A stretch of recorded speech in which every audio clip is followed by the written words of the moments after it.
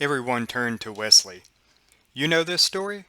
Mark's girlfriend had eyes as big as the plates they had been eating from. She looked from Wesley to Jennifer like a fight was about to break out between the two of them. Wesley shrugged and speared a bite of food with his fork. I've heard it a dozen times. Normally the abridged version, and I ran straight into a retelling. Again. He dropped his head. Literally. You don't think it's terrible? Wesley looked at her. What's so terrible? Tricking me into doing something better for myself? Wesley motioned with his fork with a piece of steak on the end. Me and Tim could both be in prison if I hadn't done something different from what I was doing when I met Jennifer. Mark's girlfriend nodded at Ava, snoozing with her face in her plate. But what happened to her and Tim? Wesley grimaced and shook his head. Their first date consisted of a candlelight dinner served by my mom. It was lovely, Ellen called from the living room. Their second was spent at work because the asshole ran off half his editorial team, and the third is when she found out Tim was the one that had sealed the deal on the land where the new office building went up downtown. They were married before me and Jennifer fully considered ourselves a couple, and she got caught stealing medication, screwing up her nursing career, a couple months before Tim got busted with the hooker. Wesley shrugged. Pretty standard tabloid stuff. Zach's girlfriend looked around in disbelief.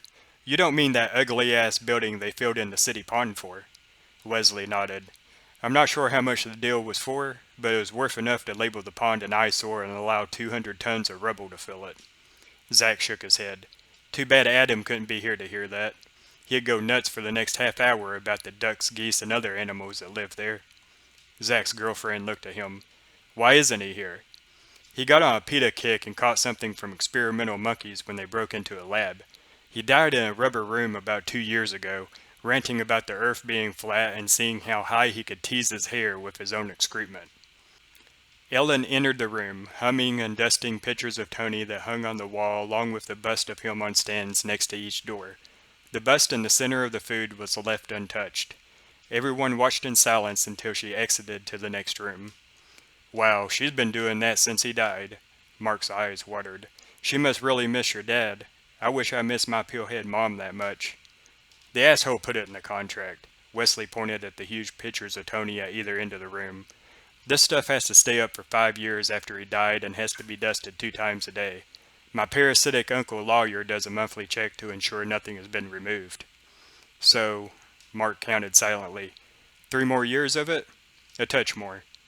Zach opened a fresh beer and leaned back in his chair. Did they ever figure out what happened to him? Wesley sighed. That's a story for another day.